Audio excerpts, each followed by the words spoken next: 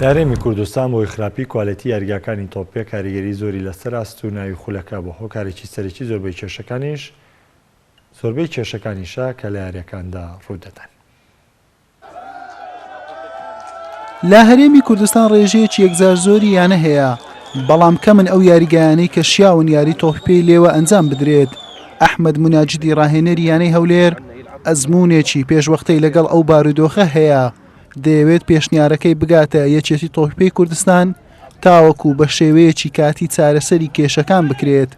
تعرفوا أي دوري بالعالم دوري عام لازم تتوفر به شروط. هەر خولێک لە جیهان کە بەڕێوە دەچێت کۆمەڵی مەرجی هەیە. مەرجی یەکەمیش سەلامەتیە بۆ هاندەران و یاریزانان و ناوبژیوانان و ڕاگەندکاران.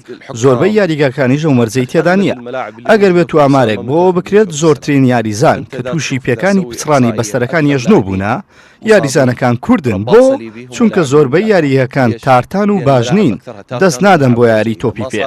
داوا لە یەکێتی تۆپی پێی کوردستان دەکەن یاریەکان لە یاریگا سەرەکیەکان ئەنجام بدرێن بۆ نمونە تیپەکانی سلێمانی لە یاریگای یانەی سلێمانی یاری بکەن لە دهۆک هەر تیپێکەی لێیە لە یاریگای سەرەکی دهۆک یاری بکات هەر تیپێک لە نزیک هەولێرە لە یاریگای سەرەکی هەولێر یاری بکات. ئەڕڕاتیش یاریگای هەیە. من لە یانەی ئەنساری لوبنانی یاریم کردووە. ناوێکی دیارە لە یاریگای ئەنسار یاریمان نەدەکرد بەڵکو لە یاریگای سەرەکی لە یاری چوون و لە یاری گەڕانەوەش بە هەمان شێوە یانەیەک یاریگای شیاو بە یاری تێدا دەکرا ئەگەر نا یاریگای سەرەکی یان یاریگای پارێزگای پێدەڵێن. هو يحدد به الملعب. أنا كنت ألعب في لبنان الأنصار اللبناني محترف ما كان عندنا ملعب الأنصار نلعب بالملعب الرئيسي.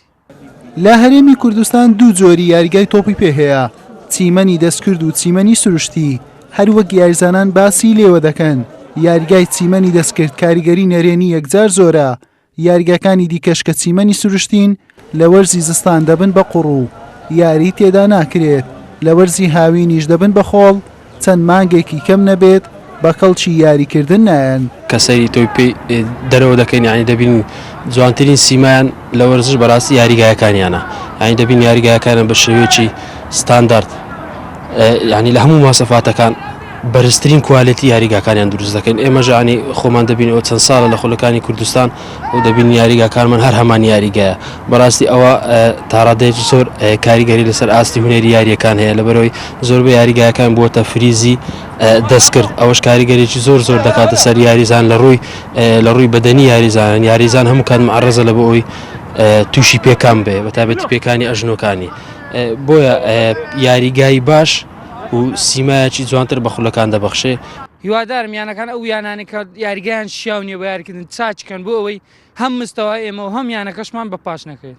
یاریگای تۆپی پێ بۆ ئەوەی دیمەنی جوانی لێوە ببینرێت دەبێت کۆمەڵێک مەرجی تێدا بێت لە چیمەنی یاریگا و ژووری خۆگۆڕین و شوێنی ڕاهێنەران و یارزانانی یەدەگ و هاندەران و ڕاگەیاندکاران. بەڵام لە هەرێمی کوردستان کەمن ئەو یاریگایانەی کە بەشێکی مەرجەکانیشیان لێ بێتە دی، هەر بۆیە وەرشی هەرێمی کوردستان تا دێت بەرەو دواوە دەگەڕێتەوە نەوەک بەرەو پێش هەنگاو بنێت. حوسێن محەممەد کەناڵی ئاسمانی پێیام هەولێر.